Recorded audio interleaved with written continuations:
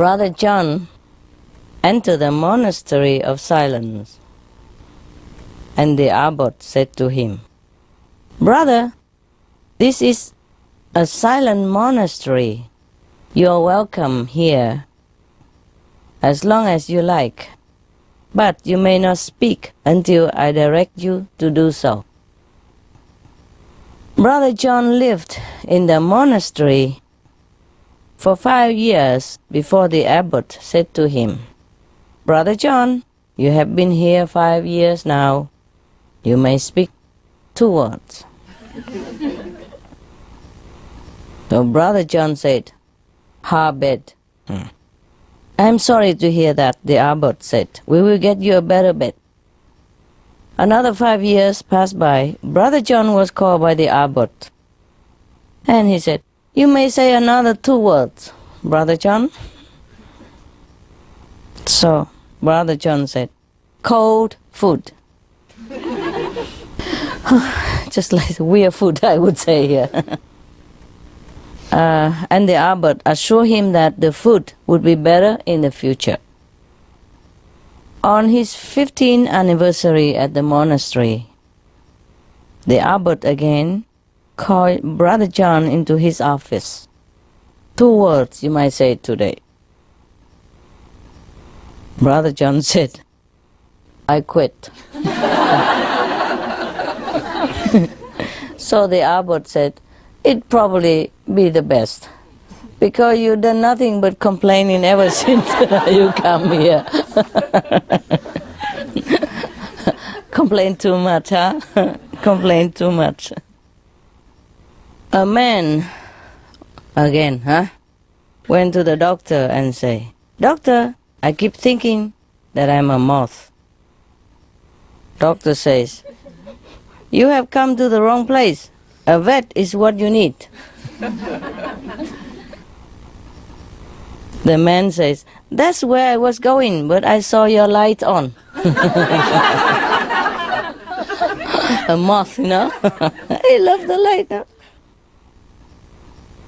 Light travels faster than sound. This is why some people appear bright until you hear them speak.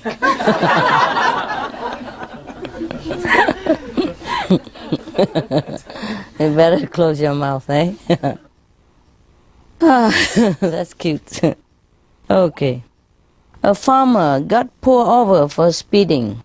The police started to lecture the farmer about his speed, trying to make the farmer uncomfortable. Finally, the police got around to writing out a ticket.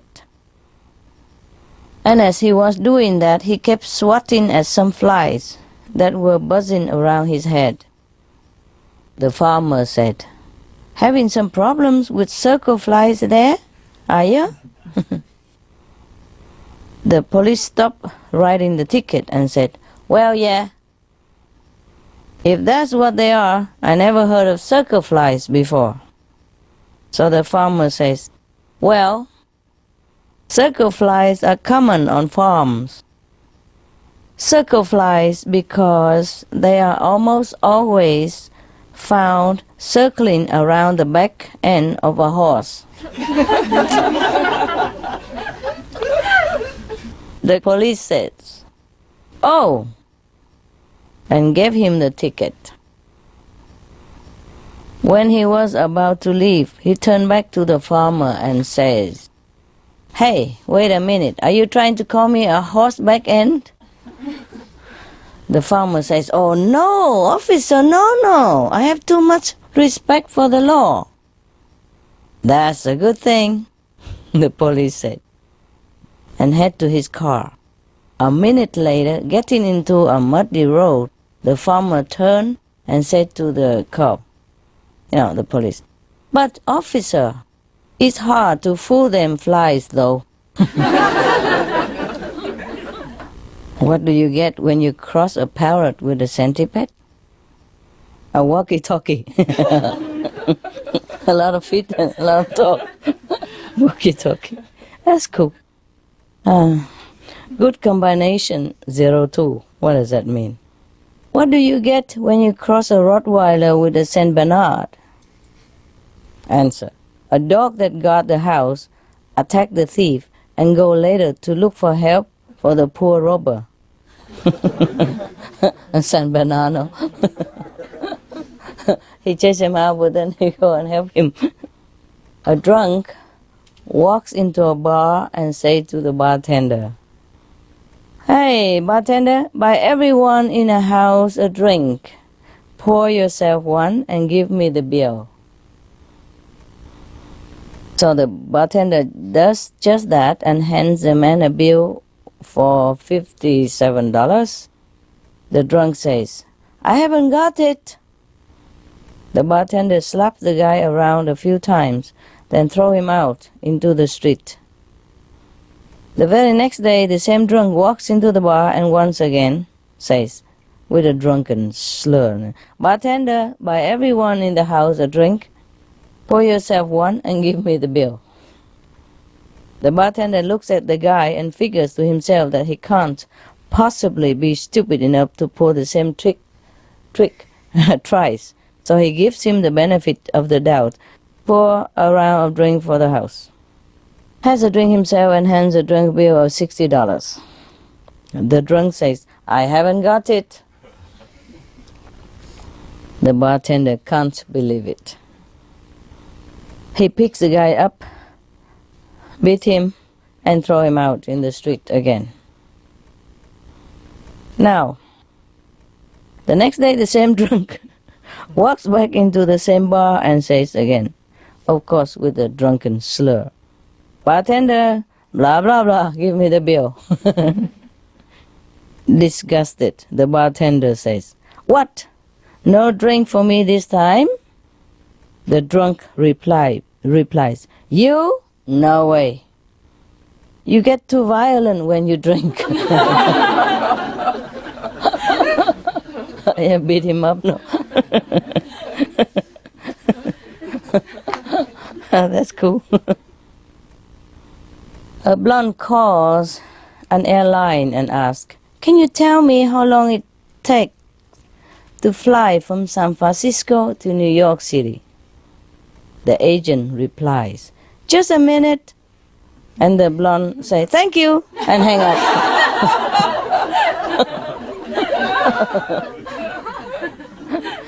Four men were bragging about how smart their dogs are. One man was an engineer. The second man was an accountant. The third man was a chemist. And the fourth was a government worker. To show off, the engineer called to his dog, "T-Square, do your stuff." And T-Square trotted over to a desk, took out some paper and pen, and promptly drew a circle, a square, and a triangle. Everyone agreed that was pretty smart. And the accountant said that his dog could do better than that. He called to his dog and said, "Spreadsheet, do your stuff." Spreadsheet went out into the kitchen and returned with a dozen of cookies. He divided them into 4 equal piles. Yeah, 1, 2, 3, 4. With 3 cookies each. Everyone thought that was marvelous. The chemist said that his dog could do better still. He called to his dog and said, "Measure, do your stuff." Oh, what an original name, eh? And I thought I have my dogs are pretty original already. Yeah, like cookie, chocolate, chip ahoy. Because the hermit, he has, chocolate spot all over his body, so I call him Chip Ahoy. Yeah, and a lady is brownie, So I call him brownie cookies or chocolate. Yeah. And I thought that was very original already. And Lucky always hanging his tongue out, so I call him Tonguey. Or Tonga, And Shadow Hunter, Goody. You just need a flashlight. and you're his friend forever. You keep him busy all day long with just a flashlight. Just flash around at random. Yeah. Well, if you don't have a flashlight, you stand in the sunlight or in front of the light and do your trick. Like make a rabbit or something, or a duck. Oh, he also will love you. Sometimes he goes and beg for shadows. He come and kiss you all over and then head out for the shadow spot. Looking at you, say, "Hey man, you got the kiss? Now do your stuff." When he's desperate, he'll do that. Otherwise, he amuses himself by waiting for the shadow, because the leaves from the tree, yeah, or the door or window sometimes open a little bit, and the shadow, the reflection from the sun or the light will keep flashing on the floor, and he plays with that all day. He doesn't bother you unless he don't have any for a long time. So desperate, he come jump on you, kiss you all over, and then make you work. He will persist until you get up and do something. Make a shadow for him or some funny face on the wall, yeah, so he can look and chase it. Okay, that was my dog, eh? He shouldn't jump in here, but he came in. Okay, this guy, the chemist, right? Called to his dog and say, "Measure, do your stuff." So Measure, the dog, got up, walked over to the fridge, took out a quart of milk, got a 10-ounce glass from the cupboard, and poured exactly 8 ounces without spilling a drop.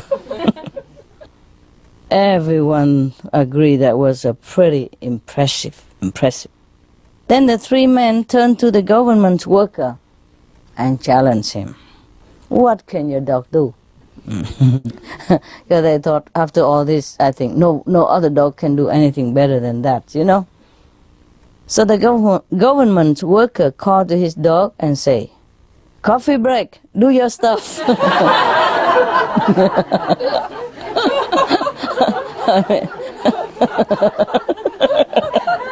What else would you wish for, when you work in the office all day? That's very cute, huh? Coffee break, do your stuff. Now, coffee break, jump onto his feet, ate the cookies, drank the milk.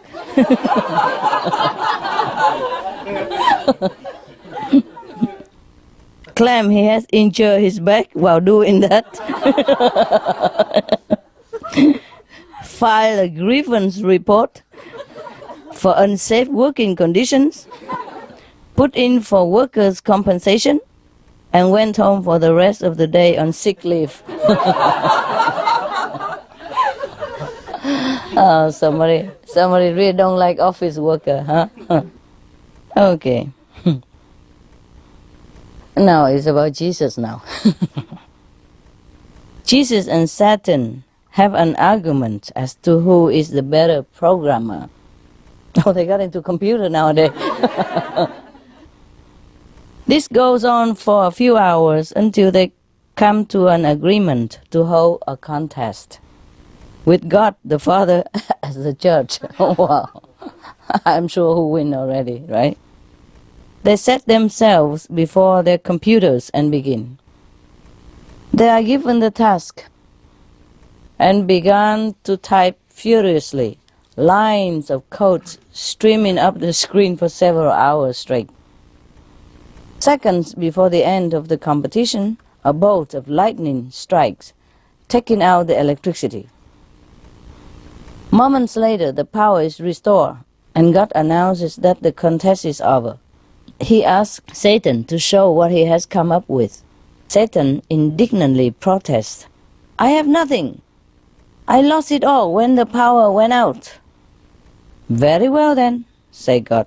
"Let us see if Jesus fares any better."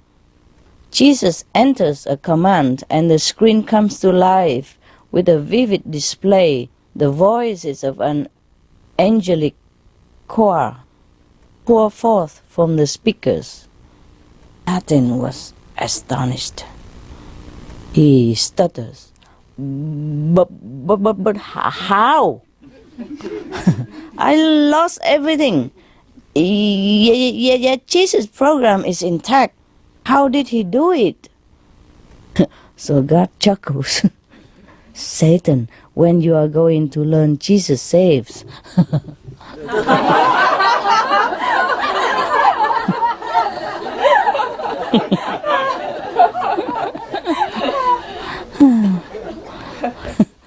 He's even good at saving computer programming. A state police officer sees a car puttering along at 22 miles per hour. He thinks, this driver is just as dangerous as a speeder. So he turns on his light and pulls the driver over. And approaching the car, he notices that there are 5 old ladies, 2 in the front seat and 3 in the back, wide-eyed and white as ghost. The driver, obviously confused, said to him, "Officer, I don't understand. I was doing exactly the speed limit. What seems to be the problem?" The officer says, "Ma'am, you weren't speeding, but you should know that driving slower than the speed limit can also be a danger to other drivers." Slower than the speed limit? Oh, sir, no, I was doing the speed limit, exactly 22 miles an hour. You know? So the old woman was very proudly to tell him that.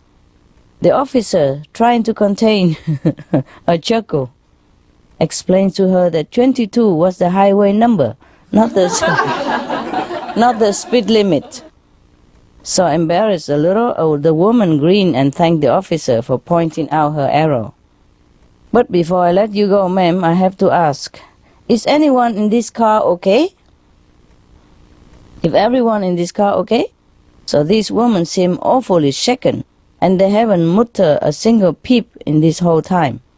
The officer asked, "Oh, they'll be all right in a minute, officer. We just got off Highway 119.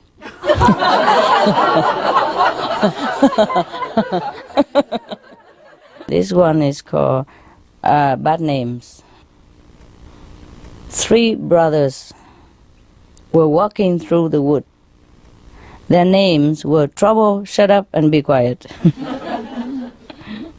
Trouble got lost on the way back to Shut Up, and Be Quiet went to... so Shut Up and Be Quiet went to police officer for help to find their missing brother. "Excuse me, sir. We are looking for our brother. He got lost in the woods." "Okay," said the officer, taking out his note and pad and pen. "What are your names?" "Shut up and be quiet." They answered.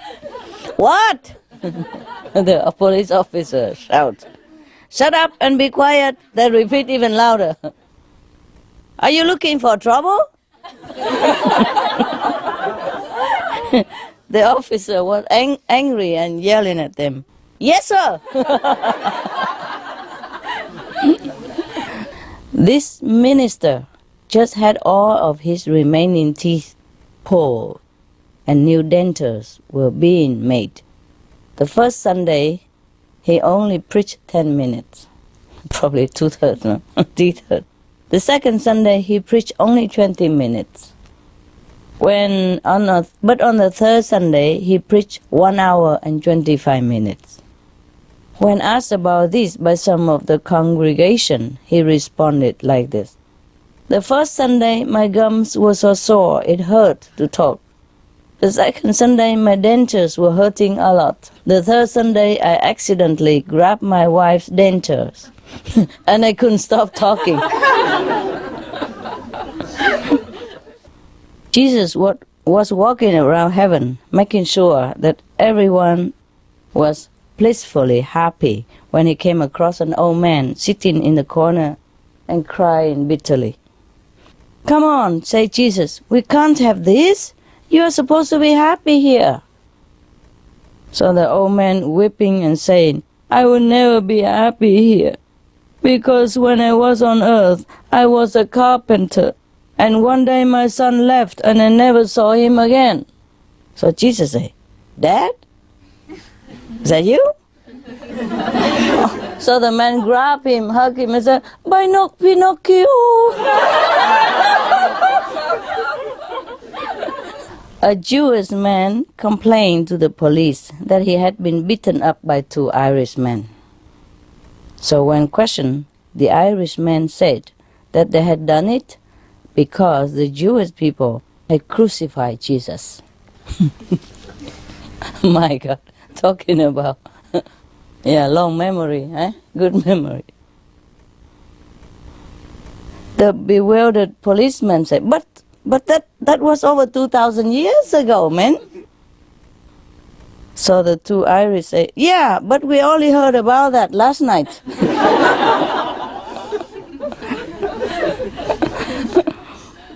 A lot of women feel that Jesus was like most of typical men. They say they will come back, but then you never see them again. Is that true? Is that true, the men don't come back? Huh? No, my men all came back and I don't want them. Say, please go. I guess because I was Jesus or something. And they never see me again. There was a big born-again meeting in a large hall in Belfast. And a former lady sinner was on the stage with a microphone in her hand recounting her experiences. Last night, she told them, I was in the arms of Satan, but tonight I am in the arms of Jesus. She converted, yeah? And then some people raise hand and ask her, how about tomorrow night?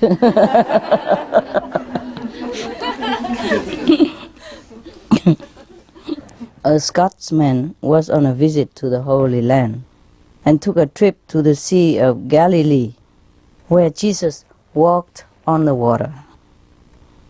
How much for a return boat trip across the lake? He asked the boatman. The boatman said, $50. What? That's a heck of a fare, say the Scotsman. No wonder Jesus walked. Too expensive for the poor guy. We would walk too, right? My God, even airplane would cost so much sometimes.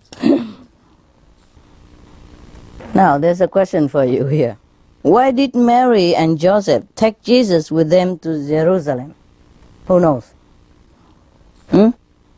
Come on, you're enlightened saint, man. Show me some IQ. No, nobody know? To go to the temple. That's too serious, man. It's a joke here. Remember, this is a joke. Nobody knows? But this is funny. That's funny. Anybody knows? Huh?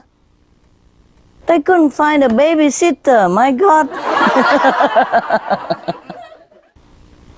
A priest and a rabbi were talking on a train. What are the promotion prospects like in your church? The rabbi asked the priest. The priest said, pretty good, pretty good. I could be made a parish priest. Yeah, soon. The rabbi asked him, and then? And then a monsignor. And then? And then I could be a bishop. And then? Well, a cardinal. Cardinal? Yeah. And then? A pope. I could be a pope. And then? There's nothing higher than a pope, said the priest, except God. The rabbi said to him, yeah, but one of our boys made it. Jesus. Become God. Jesus saw the deaf man and he took pity on him and restored his hearing. Jesus saw the blind man and he took pity on him and restored his sight. And Jesus saw the crippled man and took pity on him and wanted to restore his ability. But the crippled man shouted, "Don't touch me! I have got a disability pension." Even Jesus couldn't beat that, huh? Some typical, huh? It's a joke, but it's typical, huh? Some human don't even want to go to heaven. The Pope was in the middle of an audience when a cardinal came and whispered in his ear, "Jesus is on the phone and wants to have a word with you." So the Pope rushed away to his private chamber and returned a few minutes to his pilgrims. "I have good news and bad news for you," he told them. There was Jesus on the phone, and he has just arrived on earth for the second coming. That was the good news. The bad news is that he was calling from Salt Lake City. I don't know why it's so funny. I guess don't care about Catholic Church, huh? He deserted them. They should say he's in Paris Center, no? Sorry about that. It's just a few miles from Vatican, no?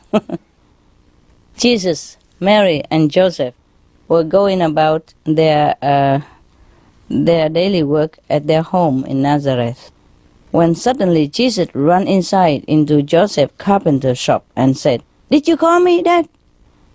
And Joseph said, No, I just hit my thumb with the hammer again." Oh, Jesus. A little boy was asked by his religious teacher how he would recognize Jesus if he came back again today. "Easy," the little boy says. "He wears his heart outside his chest." You see all the photo, they paint Jesus with a heart outside. So the boy said, "Easy, I can recognize it." It's so funny. People are so naive, huh? If it was so easy, huh? Actually, in one of the magazine I read that they have found some, I say, prediction from Jesus, you know? And one of the sentences says that they will not recognize me because I will come back as a woman. Yeah.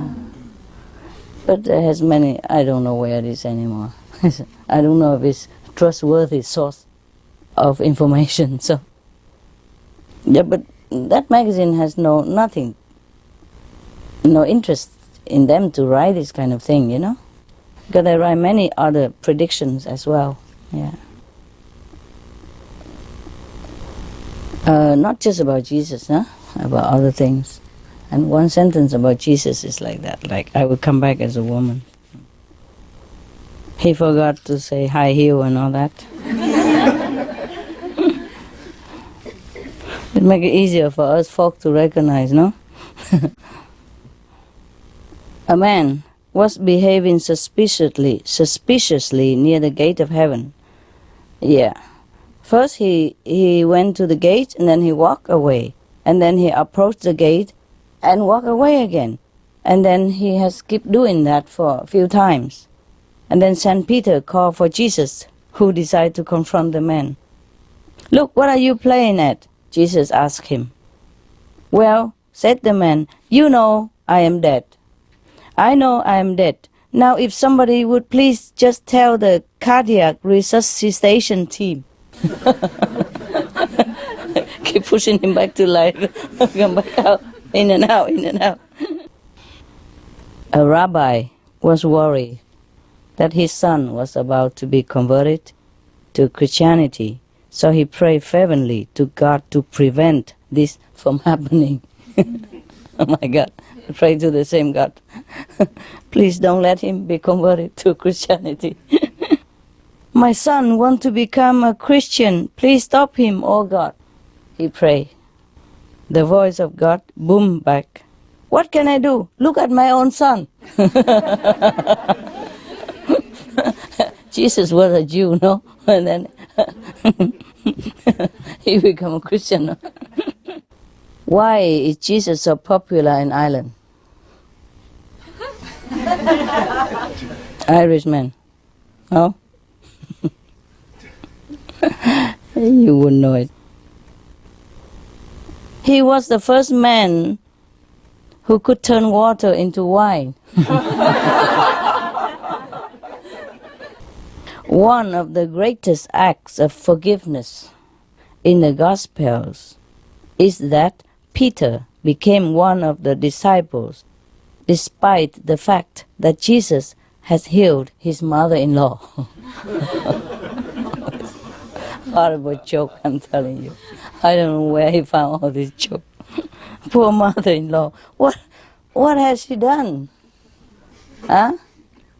I mean, the mother-in-law may be famous for daughter-in-law, about being conflicting, but the mother-in-law would have loved the son-in-law very much, no? No? What about yours? Not always? Okay, maybe you wrote this joke, I don't know. You probably wrote this joke, right? The Pope and the Cardinal were sitting in the Vatican drinking coffee when a young priest ran in and said, Jesus was visiting Earth and heading their way. The Pope headed for his typewriter and began writing a new encyclical. So the Cardinal asked him, what should I do? The Pope said to him, look busy. The boss is coming. That's bad, huh? As if they are not busy at all.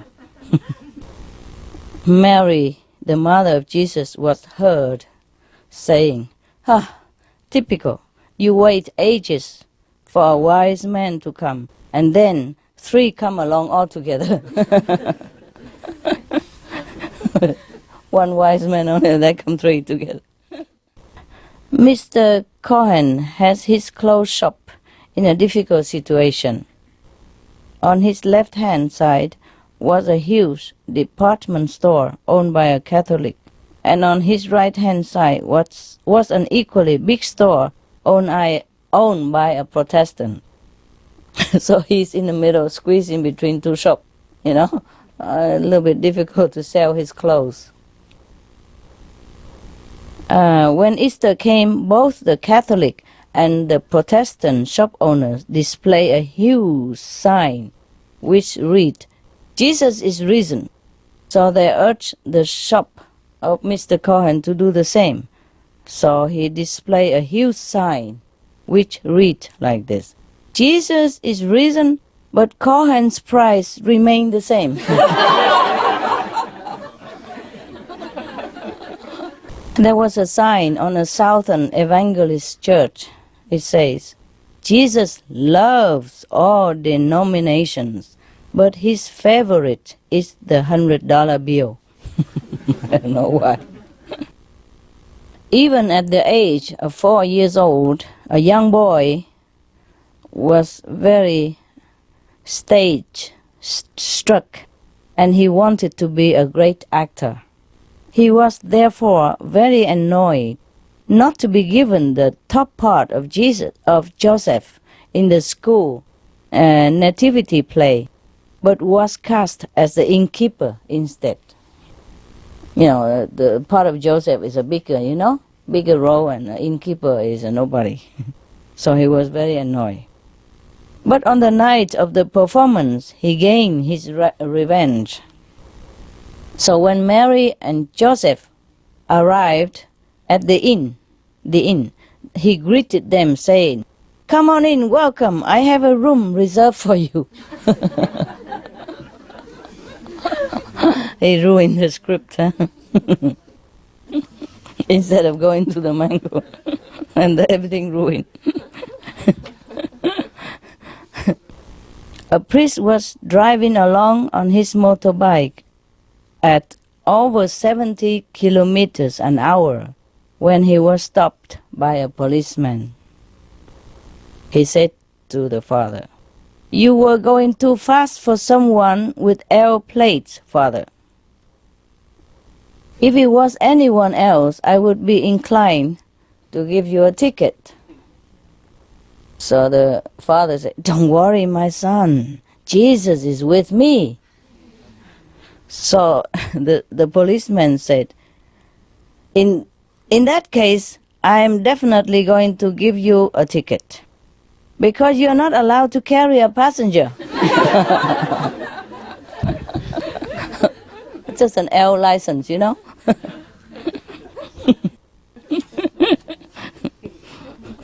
A mother gave her 2 boys an apple each, one big and one small. And one of the boys grabbed the big apple and gave the small one to his brother. So the mother remonstrated to him and said, Come, come, come. If you were Jesus, you would have taken the small apple and give the big one to your brother, no? Okay. The guy with the big apple looked at his brother and said, You can be Jesus.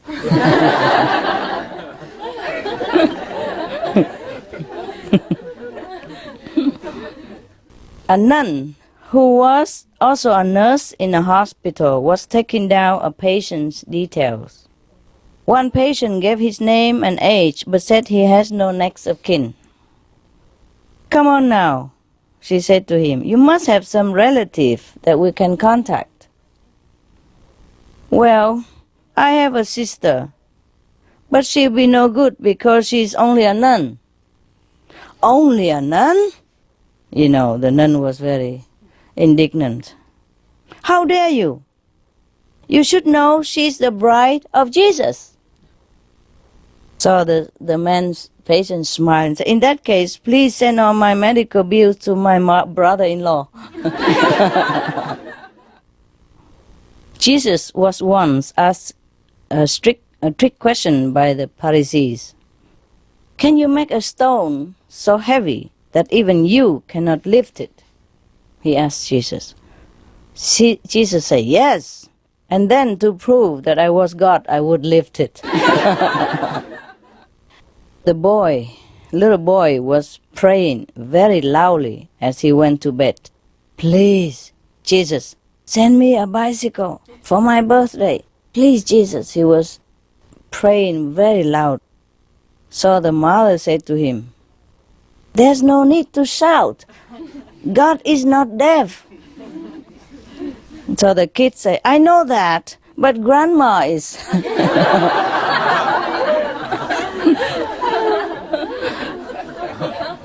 There was an old woman praying very, very devoutly down below scaffolding.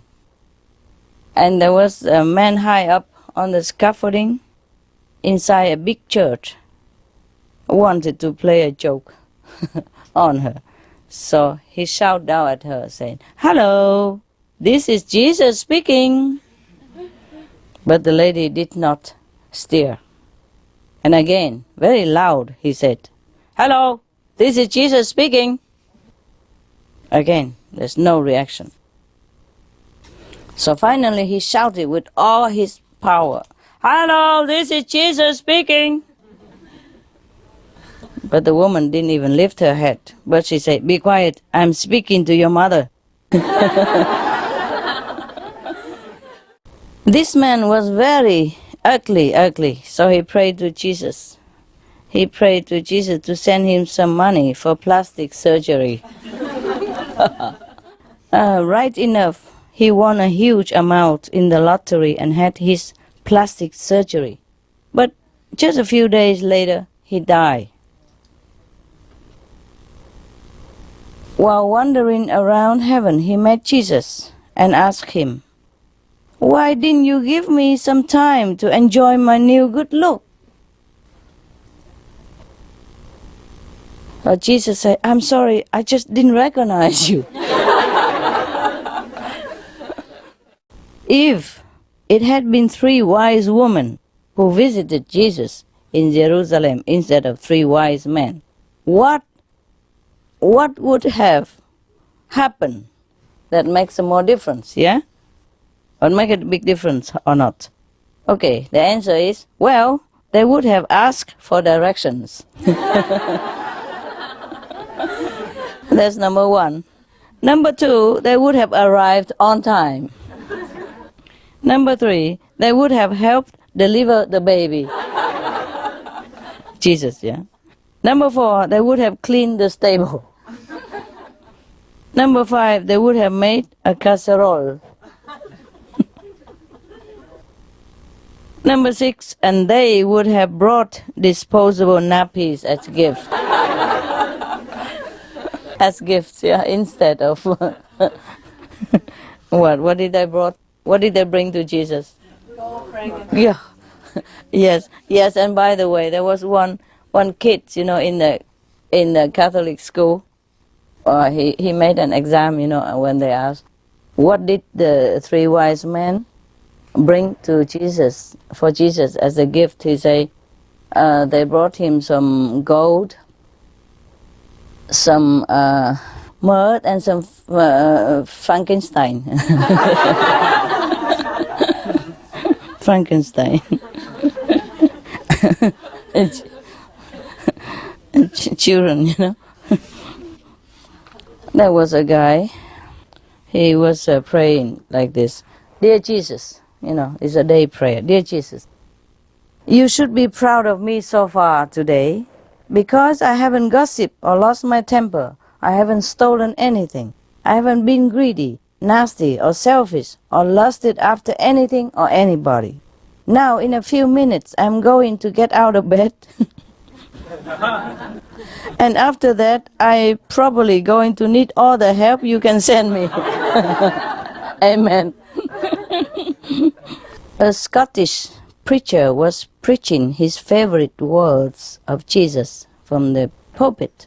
Quote, and the sinners, he thundered, will be cast into exterior darkness, where there will be weeping and gnashing of teeth. One of the elder women shouted back, I have lost all my teeth years ago. What about me? So the preacher said, teeth will be provided, my dear.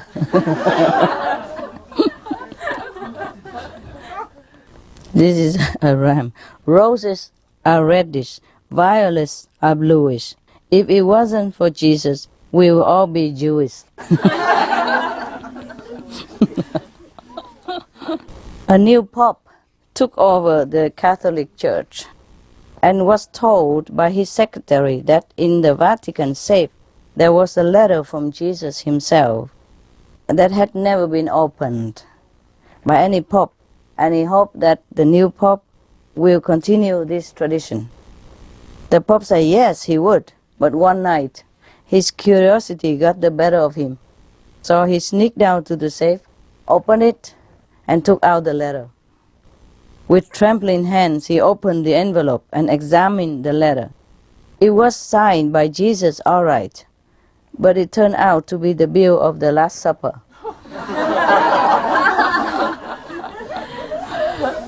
A woman who was very strong believer in Jesus was about to go on an urgent drive when she locked her keys in the car. So she prayed to Jesus to send help.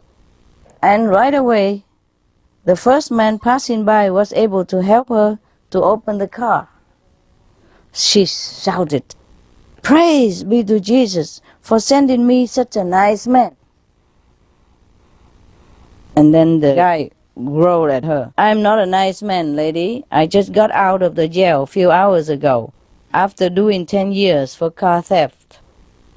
So to say the woman, praise be to Jesus for sending me a professional. If Jesus were alive today, and many people believe he is, would he be handing out buttons with the slogan like this? What part of thou shalt not don't you understand? Got it, yeah? Yeah, many thou shalt not, they do it all anyway. That's what it is. I agree with that. A little girl was asked in religious class in school why Jesus in the Lord's Prayer had told us to ask for our daily bread. Anybody knows? Can you guess? Because they would have it fresh every day.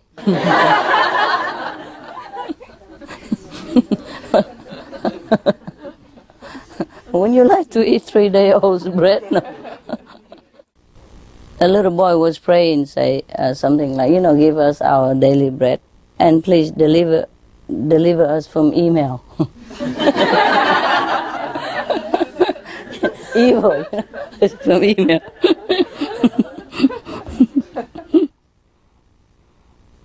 At a religious class, a little girl was asked if she knew what she knew about Good Friday. So the girl answered, he was the good fellow who did all the work for Robinson Crusoe. Friday. Yeah, you know, right? You like it? A curious little child asked her father, is Jesus everywhere? Yes, love. The father smiled and answered her. Is Jesus also in my friend Shirley's back garden? She persisted. So the father said, yes, love. Jesus is also in your friend Shirley's back garden. So the girl gets serious and say, that's funny, because my friend Shirley doesn't have a back garden. A top executive of Coca-Cola went to the Pope and offered him €250,000 to change the words of the Lord's Prayer from give us this day our daily bread into give us this day our daily Coca-Cola. The Pope said, I'm sorry, the money would be welcome, but I cannot change the words of Jesus as quoted in the Bible. The executive come back a week later and increase the offer to €500,000. So the Pope saying, sorry, my son, I can't do it. The answer is still no. Finally, the executive offers €1 million to the Pope and saying, please take it and change it. It's a lot of money, yeah. So the Pope said, it is not in my power to do what you ask. I cannot discuss this any further.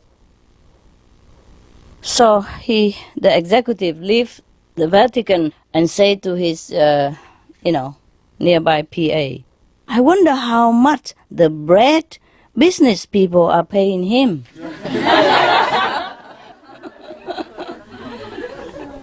The reasons why some people believe that Jesus might have been black. Or the chocolate, listen well.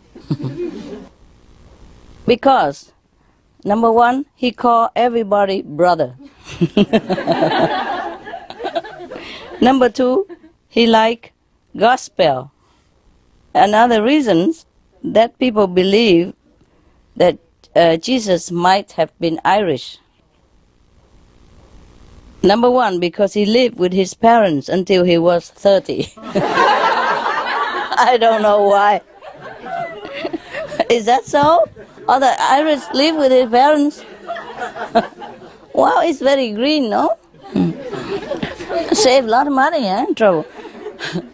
Number two, he believed his mother was a virgin. Number three, his mother believed he was God. Oh, no. Oh, that's not too good. Okay. And some people believe Jesus might have been a Californian. Because number one, he had long hair. The hippie. Number two, he was always in sandals or barefoot. Number three, he founded a new religion. All this happened in California, I guess. Okay. Some people believe Jesus might have been Italian because he moved his hands about when he talked.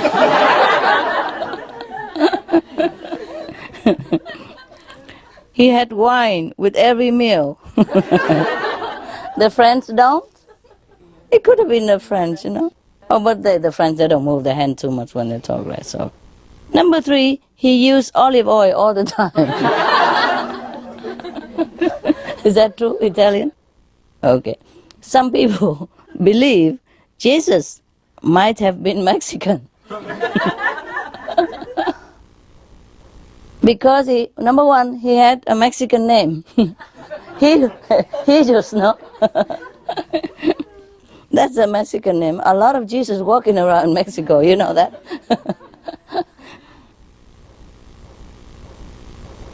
Number 2, he never had a steady job. Oh, why is that? Number 3, he loved telling stories. Is that typical Mexican? Yeah? No idea. Really true, brother? Yeah? Okay. Some people believed even that Jesus might have been a woman. Yeah. Number 1, he had to feed a crowd of 5,000 at a moment's notice when there was very little food available.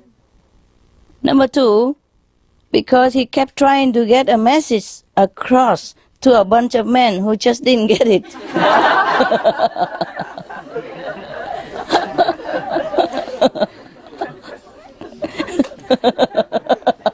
I like that one very much.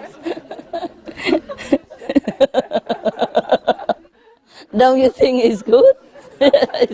He might have been a woman. Or he had learned his lesson and become a woman instead.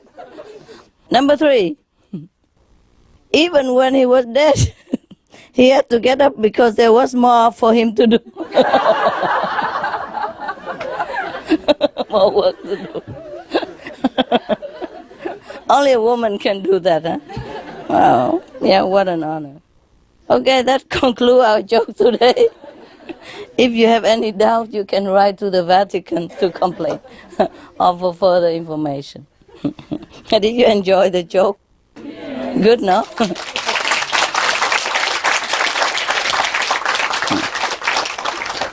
Thanks to the people who collected them. Jokes are very good for us, eh?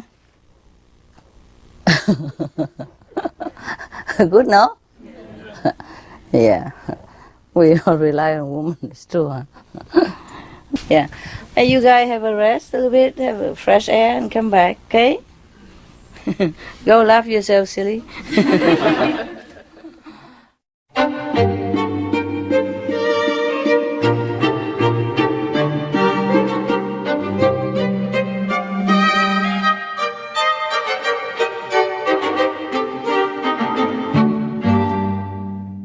The watermelon hunter. Have you ever heard of such a hunter in your life? Yeah? No. Well, but that's what we hope they all will become. The hunter, you know? We hunt watermelon instead of any other animals. Yeah? That would be the good day, huh? So we begin with that. The watermelon hunter. Once upon a time, there was a man who strayed from his own country into the world known as the land of fools. Where can that be? The land of fools. Was it on the map? I think it's everywhere, right? No need a map, right? Okay. He soon saw a number of people flying in terror from a field where they had been trying to reap wheat. They keep crying while running. There's a monster! There's a monster in the field! There's a monster in that field! And then they told him so. He looked and saw that it was just a watermelon. Because the people have never seen a watermelon before. Capish? Yeah? And now they saw just wheat, you know, rice perhaps, wheat, but not a watermelon. And the watermelon grew from nowhere. Of course, it must be a monster, no? You know how the watermelon grow there? How? In a field of wheat, how can a watermelon grow? Tell me. Tell me, all the wise men. Jesus had only 3 wise men and I have so many here. Huh? The birds brought it there. Good. See, wise woman's always better. When it comes to men, we're stuck. All right. So now he offered to kill the monster for them. Yes. So when he had cut the melon from its stalk, he took a slice and began to eat it. What else would you do with a watermelon, right? The people became even more terrified of him than of the monster melon. So they use, pitchforks, sticks, and, all kind of things to beat him up and throw him out of the village. Yeah. Because they were so worried that in the future he might kill and eat them too. If he could kill a demon and eat like that, what about human, right? Okay, here he left. And another time, another man visited that village again. And also he strayed into the land of fools. Fools, right? Stupid, right? Okay. And the same thing started to happen to him. But instead of offering to help them with the monster, he also agreed with them that it must be dangerous. A melon monster is dangerous. And by tiptoeing away from it with them, he gained their confidence. Yeah, he's one of us. He also feared the monster. He must be a good guy. And then after a while, he spent a long time with them. And then slowly gain more and more of their confidence and slowly teach them that a watermelon is harmless. Yes. And then, later on, he even teach them how to cultivate the watermelon themselves and eat them also. It sounds similar to the job of a master, eh? Right? The master come in and do everything like everybody else, and then gain their confidence, and then eat the melon.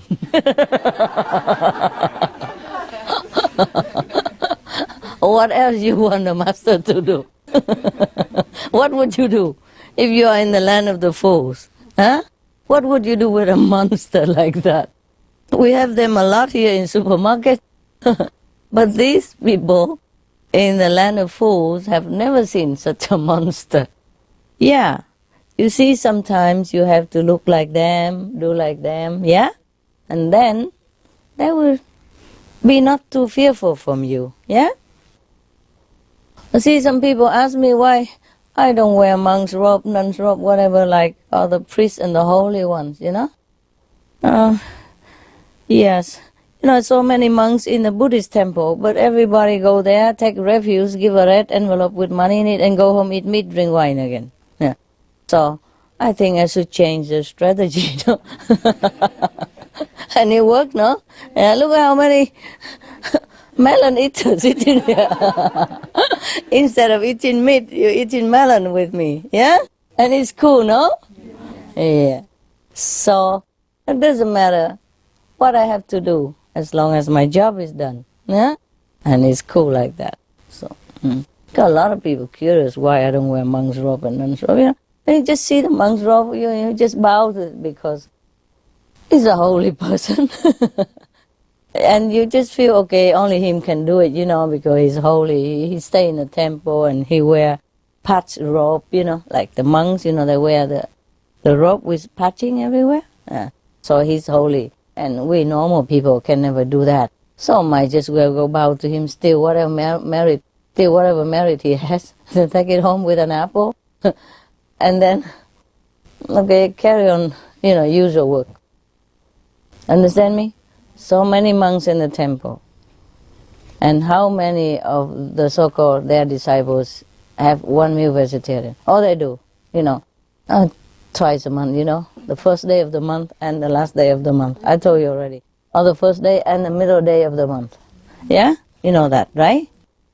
So I think I changed the tactic and it works, yeah? Yes. Good, huh? It works, huh? Yes. All of our people are eating melons, right? Instead of meat. No? Then it's okay. It's cool. Now, this is the next story is more funny. Be prepared. Actually, in this shop, it's not that funny, just because we are funny. After eating the melon, we become funny. Yeah, that's why we laugh a lot. Okay. The next story is about an ambassador, an accident ambassador. I mean, accidentally he became an ambassador. This concerning Mullah Nasruddin. You know that guy, right? A lot of laugh about him always. Here's another laugh about him. Yeah, this time he's more serious, but still laughter. Yeah. By a series of misunderstanding and coincidence, Mullah Nasruddin found himself one day in the audience hall of the Emperor of Persia. Shahinshah, mean the king, yeah, of Persia. He's called Shahinshah. Was surrounded by self-seeking nobles, governors of provinces, courtiers, and sycophants of all kinds.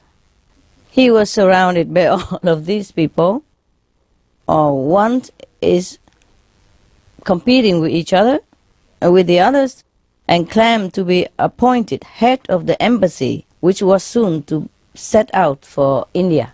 Yeah, actually diplomats. Yeah, they're not going to make an embassy in India. Perhaps they just want to send an envoy. Yeah, of diplomat.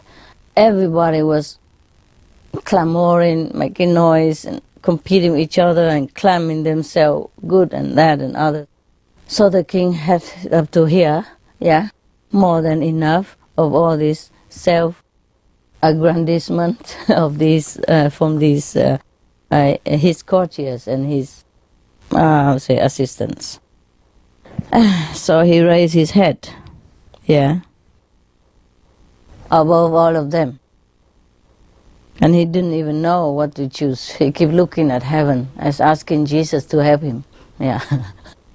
And then somehow his eyes, landed on Nasruddin. This is a mullah. He's a Muslim teacher, you know what I mean? Master, and this guy is always getting into some unlikely situation anyway. And suddenly he was there. Perhaps he was taller than the rest. So when the king lifted his head down from heaven, back to earth again, so his head was swimming among the crowd. So he said, there, that man is going to be my ambassador to India. Said and done. So now, please, all of you, leave me in peace. Fine. Nasruddin was given rich clothes and an enormous chest of rubies, diamonds, emeralds, and priceless works of art, so that he can bring this gift of Shahinshah to the great Mogul. Now, the courtiers who lost the job, all of them become very frustrated and angry, of course, nah? So they decided to unite it together, to be united together to fight against this opportunist mullah. And they try to trick him, into trouble, because they are they're up to destroying him. Yeah. What you cannot eat, you spoil it, so nobody else can eat. That is sometimes the psychology of some human. Now, they united together and do a lot of stuff, stupid things. Like they broke into his quarters and stole all the jewels, and all the nice artwork and other precious item in the mullah's trust, yeah, took it out, divided among themselves. And then they even put the earth into the box to make up the weight so that he wouldn't notice. Now, they even determined to ruin his ambassador job and also to discredit his ability and honor. Now, what they do is they come to Nasruddin, very humble, very nice, very polite, sweet talk, telling him such. Great Nasruddin, we congratulate you. Yes.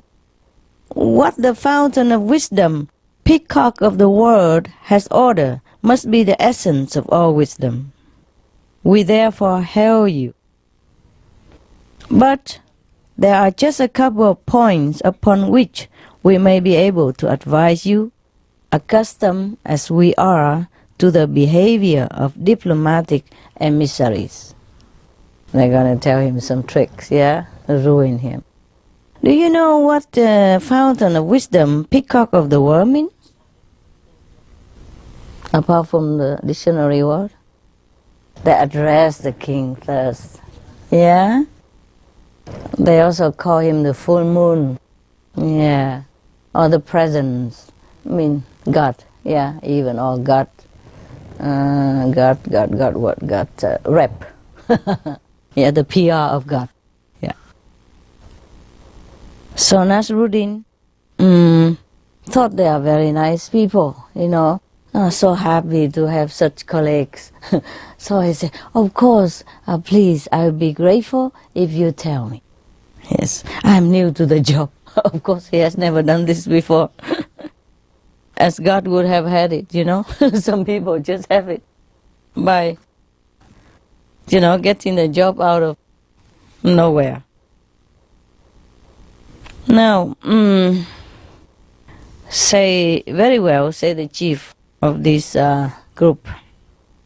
The first thing is that you must be humble, they told Nasruddin, in order to prove how modest you are. Therefore, you should not show any sign of self-importance. When you reach India, you must enter as many mosques as you can and make collections for yourself. Take money from the mosque. Understand? He's going to a Muslim country and they tell him to go to every mosque and ask everybody to donate to him.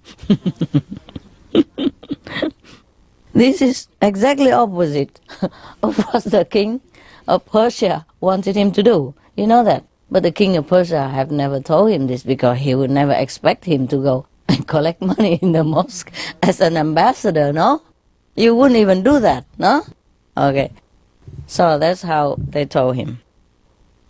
And besides, the king of Persia would want his ambassador to represent him, with dignity and some power, noticeable to the king of India. Because the king of India at that time wanted to occupy Persia, yeah?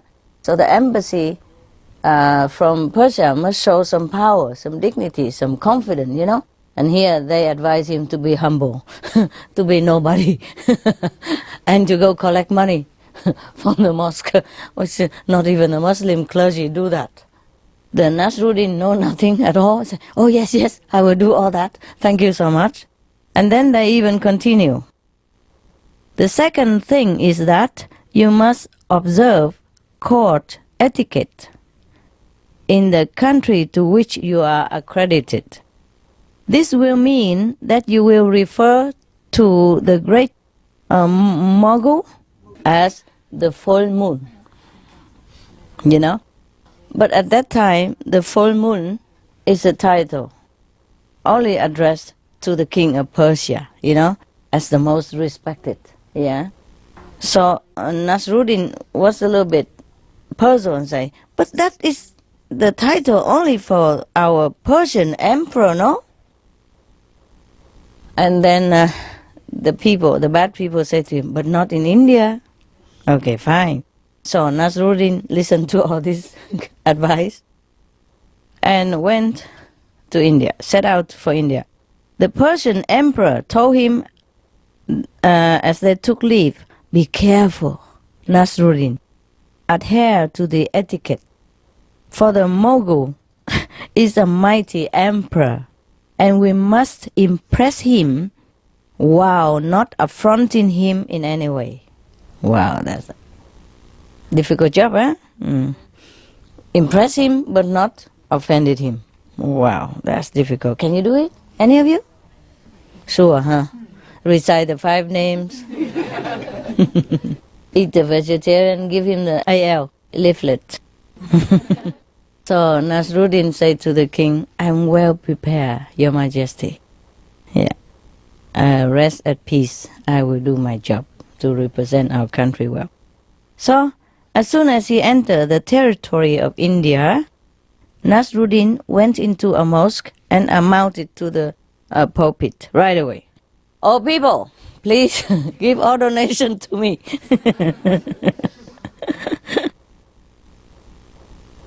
You have to see in me the representative of Allah, on earth, and the axis of the globe.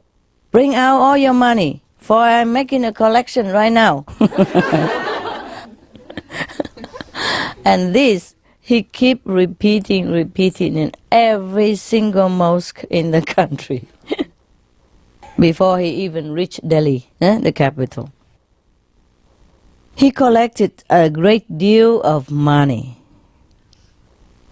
And the counselors had said to him before, do whatever you want with it. For it is the product of intuitive growth and bestowal. And as much is used will create its own demand. What a nonsense. I don't understand it. These bad people, they just tell him anything. And the poor Nasruddin take it all to the letter, All that they wanted to happen was for the mullah to be exposed to ridicule, because they want him to be exposed, in such a shameless manner that he collected money. But he was too honest and stupid. He did exactly what they told him.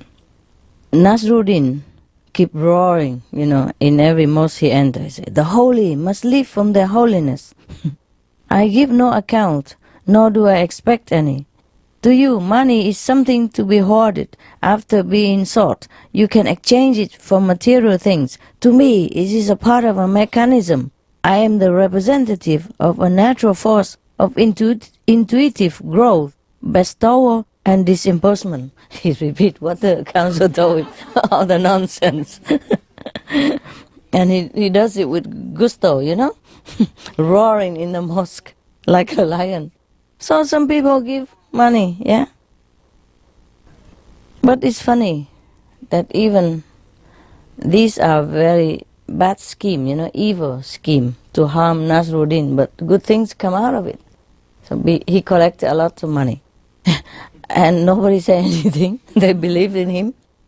And the one who believed and give him a lot, they become richer, more blessed, more abundance, more happy. The one who doubted him, don't give, become poorer, get sick, or have some accident, trouble in life. And that's just, by the way, the report. Now,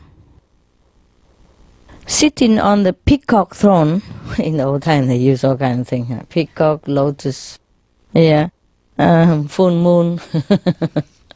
Why don't call themselves full sun instead, nah? It's even brighter, no? Why bother to be the moon? It's nice they use this romantic word to call this throne of the emperor. Even now, the Japanese still call the throne of the emperor the chrysanthemum throne,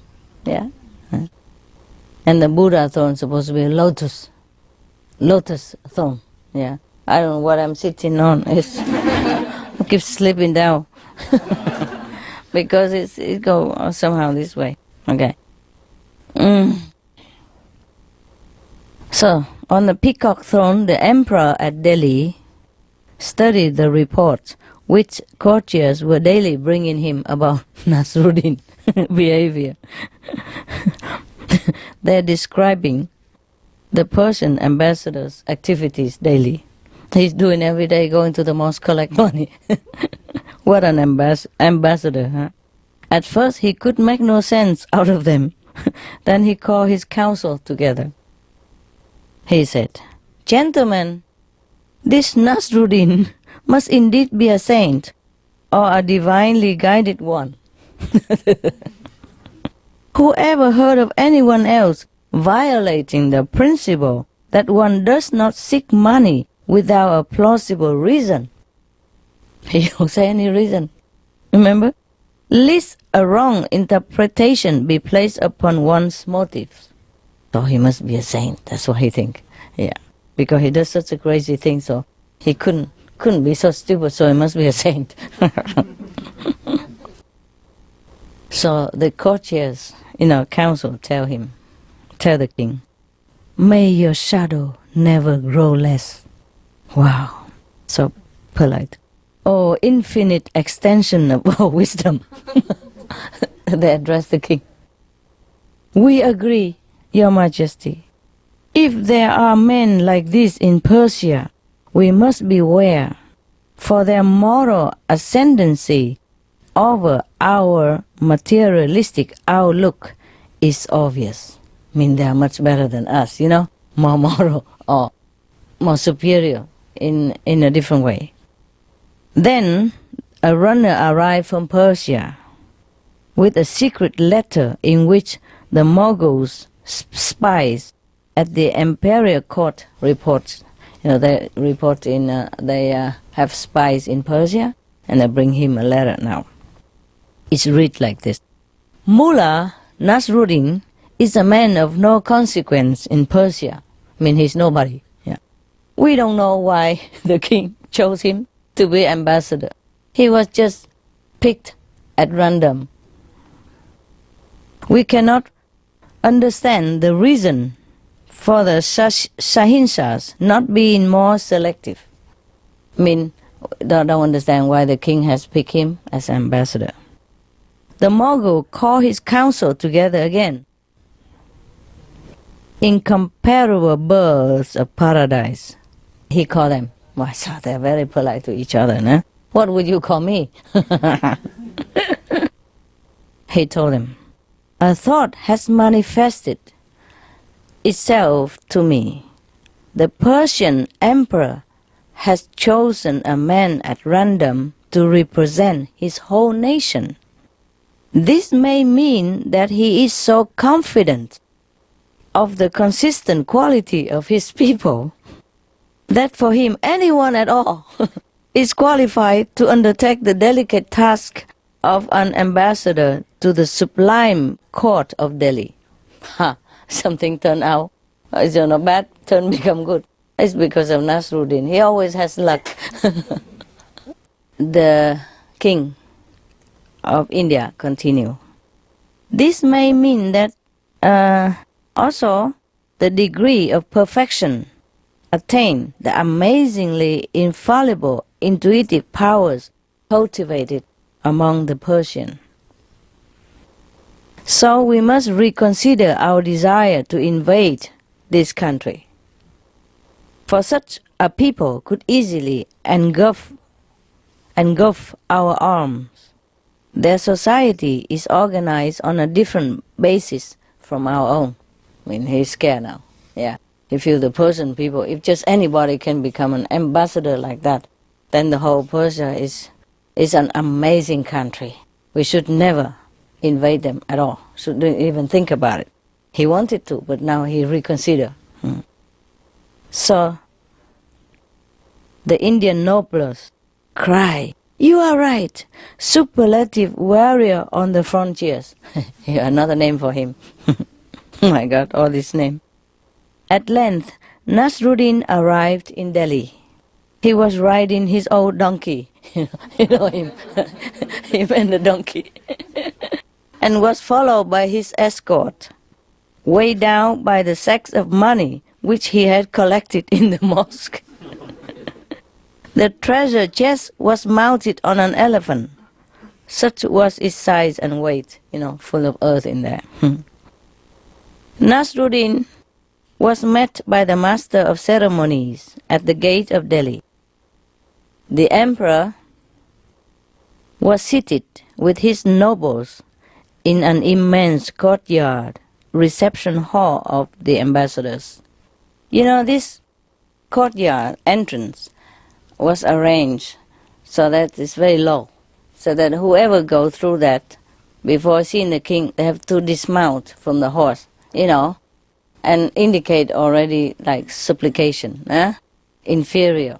Give them already inferior complex for the king sit on the ninth level of the throne.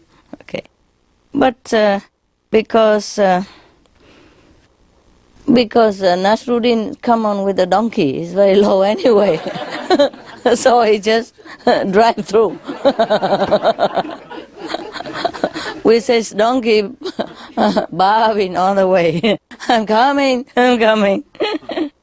No ambassador had ever arrived astride a donkey anyway. However, and thus there was nothing to stop Nasruddin trotting straight through the door and up to the emperor days. The Indian king and his courtiers exchanged, meaningful glances at this act. Nasruddin blithely dismounted, addressed the king as the full moon, and called for his treasure chest to be brought. When it was opened, the treasure chest full of earth in there, there was a moment of consternation. So Nasruddin first time saw it. He didn't know that. He thought it was full of treasure inside. So he thought to himself, I better say nothing. Because there's nothing I say now can explain this stuff. I'm doomed for sure. So he kept quiet. Yes. So the Mogul whispered to his viziers, his, premier, what does this mean? Is this meant as an insult to the highest eminence? The vizier also could not believe this. He think quickly, furiously for a moment, and then he provided the interpretation. It is a symbolic act, Your Majesty. The ambassador means that he acknowledges you as the master of the earth. That's why he brought earth to you. Because he also called you the full moon, no? Full moons mean, the great already, greatest king at that time. So the Mogul relaxed. Cool. He might have said cool. Or Sava. Or he would say, muy bien, muy bien. So he said to the Nasruddin, we are content with the offering of the Persian Sahinsa, king, for we have no need for wealth in any way. And we appreciate the metaphysical subtlety of the message. Wow, talking about luck, Everything changed into his luck. Even all these bad courtiers want to play hell on him, he still gained the credit, the good credit. Yeah. So all we do is just be a good person and everything will turn out well, This is a message. Okay. So Nasruddin said to the king, Your Majesty, I have been told to say, and he remembered the talk of the of the bad courtiers, I say, that this is all we have for Your Majesty. Do you understand? This is supposed to be a provoking sentence, yeah? Bring in just a handful of soy and this is all we give to you. Yes. But the interpreter, of the omens also whispered to the king and say that means that Persia will not yield 1 more ounce of her soil to us. Like a message, like don't invade, we don't give you any more. Actually, nonsense, it just turned out good. Because Nasruddin is good luck, no? So the king will say to Nasruddin smilingly, he say, tell your master that we understand. But there is one point. If I am the full moon, what is the Persian emperor? So Nasruddin automatically say, he's a new moon.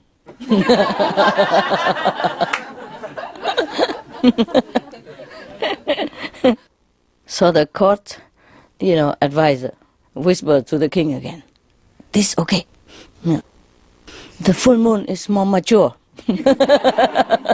Bigger. Give more light. So it's superior to the new moon, which is young and small. So you are the senior. Yeah, very good. So the king was very delighted, say, yes, we are content. You may return to Persia and tell the new moon. Tell the new moon that the full moon salutes him. What a good moon he was. Told you it's funny. Huh? The Persian spies at the court in Delhi immediately sent a complete account of this interchange to the Shahinshah. They added that it was known that the Mughal emperor had been impressed and feared Persia, so they planned no war against Persian because of the activities of Nasruddin. He's doing nothing, and he gained all the credit. So, of course, when Nasruddin returned home, the Shahinshah received the mullah in full audience. I'm more than pleased, friend Nasruddin. He said, at the result of your unorthodox methods. Our country is saved, yeah, and this means that there will be no attempt at accounting for the jewels or the collecting in mosque, yeah. I mean, he forgive him anyway. He's not supposed to do that, but he saved the country. Doesn't matter what he does. He's okay. So he's not going to punish him for collecting money in Jews and all that in the mosque. You are henceforth to be known by the special title of Safir. That means emissary, real ambassador of peace. Okay, but his vizier, he's in the ear of the new moon. Say, but Your Majesty, this man is guilty of high treason, if not even more. We have perfect evidence that he applied one of your titles to the Emperor of India, thus changing his allegiance and bringing one of your magnificent attributes into disrepute. The full moon stuff. But the Shahinshah don't listen to that. He said, yes, but the sage have said wisely that to every perfection there is an imperfection. Nasruddin, but why? Why did you call me the new moon? I'm supposed to be the full moon. It's only half of it. So he didn't like it. So Nasruddin said, I know nothing about the protocol, but I do know that the full moon is about to wane, and the new moon is still growing, with its greatest glories ahead of it. A brighter future, long live, longer life. So the emperors, so happy. Sayyid Anwar, the Grand Vizier, he roared, say, Mullah, I offer you the position of Grand Vizier. Take the old Vizier away and give this to Mullah. But the Mullah said, what? How could I accept the position after seeing what you do to my predecessor, the old Grand Vizier? Okay, so that's what the story was. Nobody say anything about how the treasure chest has been used, after being stolen from him. They says, sorry, forget about it. We don't know anyway. So that means he did not even accept to become a premier. Yeah? And I don't know where he goes next. He probably goes somewhere, do something else, like buy a lot of chili and eat it. And he has to eat it because he spent so much money on it. It's a pity to waste hot chili. Eh? Okay, do you have any idea? Any comments on this story? Don't keep shaking your head. It's become a habit. It's always like this. Oh, yeah, that's right, yeah.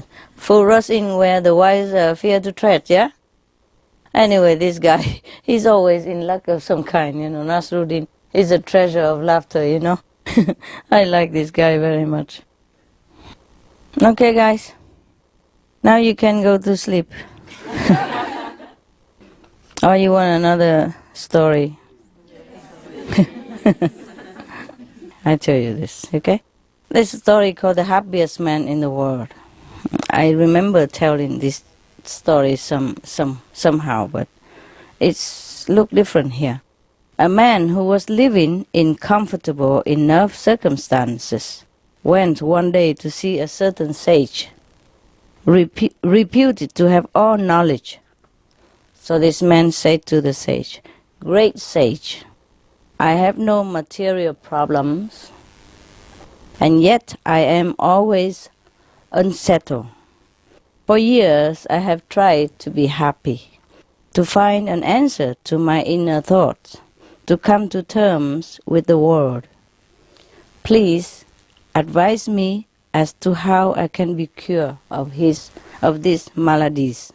The sage answered, "My friend, what is hidden to some is apparent to others. Again, what is apparent to some is hidden to others. I have the answer to your ailment, though it is no ordinary medication. You must set out on your travels, seeking the happiest man in the world. As soon as you find him, you must ask him for his shirt and put it on yourself." The seeker thereupon restlessly started looking for happy men. One after another, he found them and questioned them. Again and again they said, "Yes, I am happy, but there is one happier than me." After traveling through one country after another for many days, he found a wood in which everyone said lived the happiest man in the world. He heard the sound of laughter coming from among the trees. And he quickened his step until he came upon a man sitting in a glade. He asked him, "Are you the happiest man in the world, as people have told me?" The man said, "Yes, certainly I am." So the man continued, the traveler continued, "My name is so and so, my condition is such and such, and my remedy, ordered by the greatest sage, is to wear your shirt. Please give it to me. I will give you anything I have in exchange." The happiest man looked at him closely. He laughed and laughed and laughed and laughed and laughed.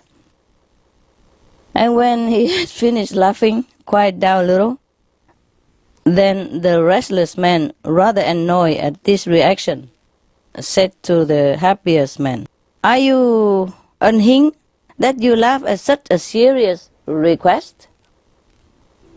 Said the happiest man, "Perhaps, but if you had only taken the trouble to look, you would have seen that I do not possess a shirt." So the traveler say, in a Balachamis, "So what am I to do now? I travel all this way for a shirt and you say you don't have a shirt." I should have called and asked first, no?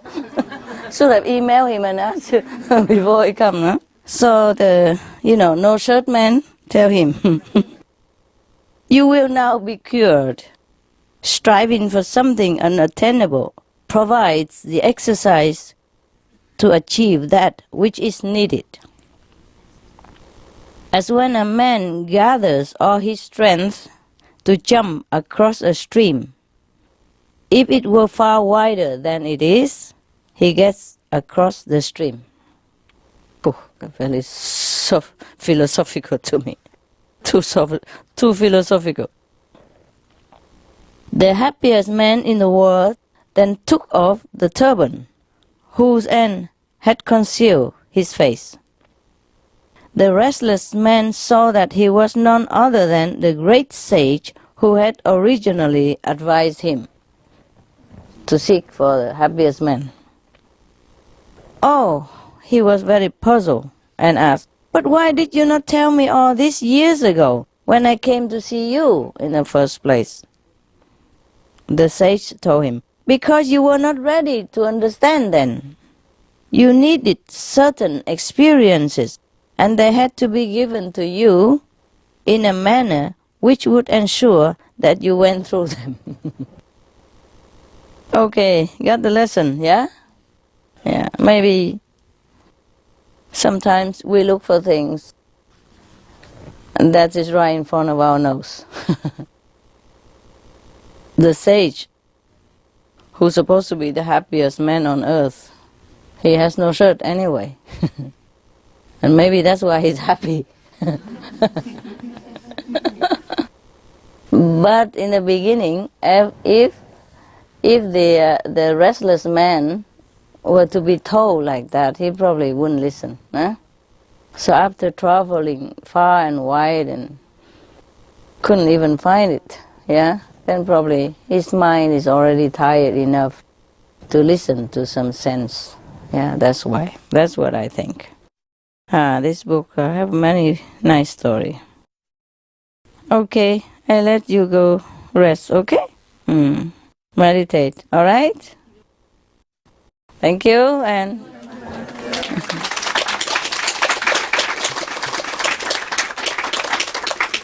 at least we have some good laughers, Nasruddin, huh?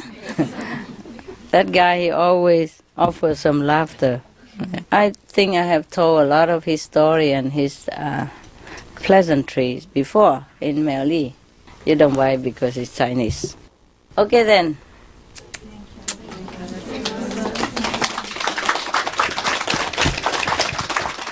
My beloved new moons. Please sit and meditate. I will meditate over there, okay? Thanks for listening.